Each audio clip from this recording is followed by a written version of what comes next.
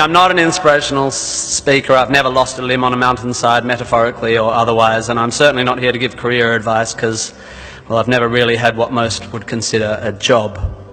However, I have had large groups of people listening to what I say for quite a few years now, and it's given me an inflated sense of self-importance.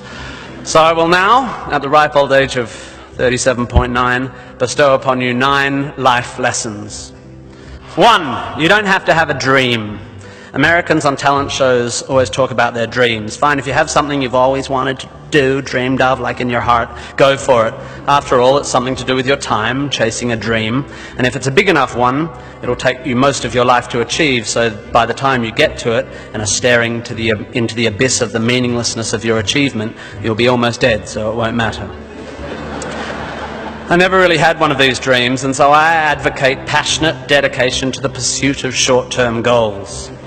Be micro-ambitious. Put your head down and work with pride on whatever is in front of you. You never know where you might end up.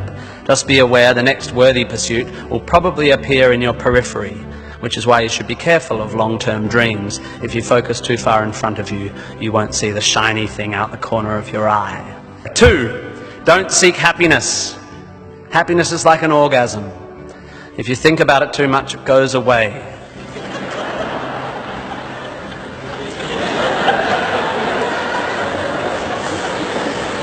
Keep busy and aim to make someone else happy, and you might find you get some as a side effect. We didn't evolve to be constantly content. Contented Homo erectus got eaten before passing on their genes. 3, remember, it's all luck. You are lucky to be here. You are incalculably lucky to be born. Understanding that you can't truly take credit for your successes, nor truly blame others for their failures, will humble you and make you more compassionate. Empathy is intuitive, but is also something you can work on intellectually. 4, exercise. I'm sorry, you pasty, pale, smoking philosophy grads, arching your eyebrows into a Cartesian curve as you watch the human movement mob winding their way through the miniature traffic cones of their existence. You are wrong and they are right.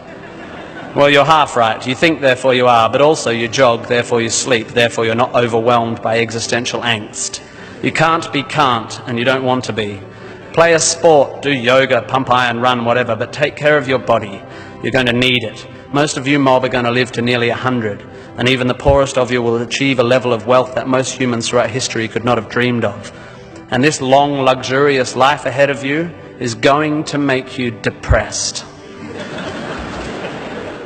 5, be hard on your opinions.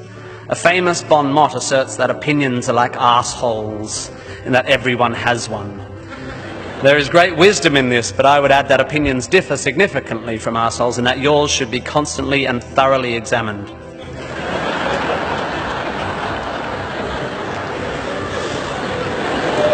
We must think critically and not just about the ideas of others. Be hard on your beliefs, take them out onto the veranda and hit them with a cricket bat.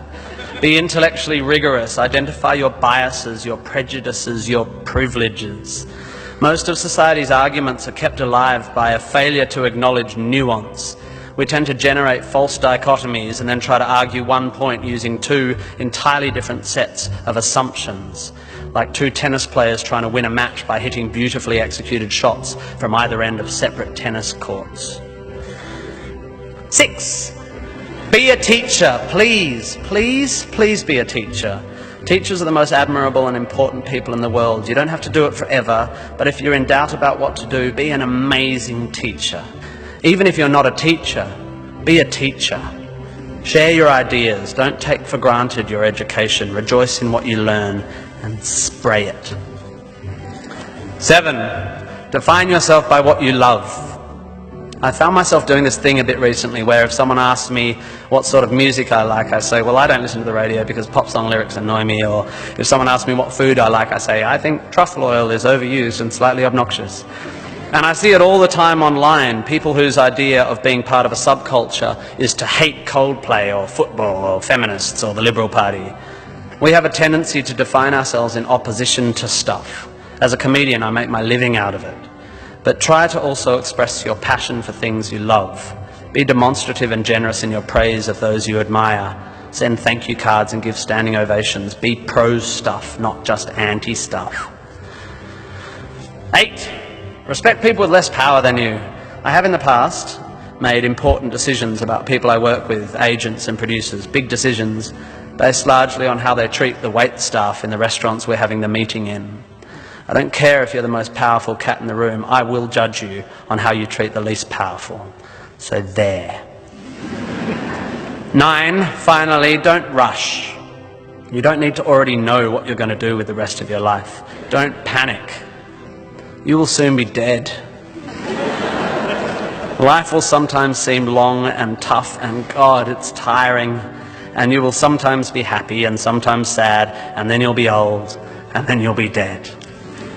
There is only one sensible thing to do with this empty existence, and that is fill it. Not fill it, fill it. Life is best filled by learning as much as you can about as much as you can, taking pride in whatever you're doing, having compassion, sharing ideas, running, being enthusiastic. And then there's love and travel and wine and sex and art and kids and giving and mountain climbing, but you know all that stuff already.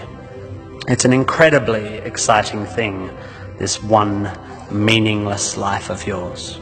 Good luck, and thank you for indulging me.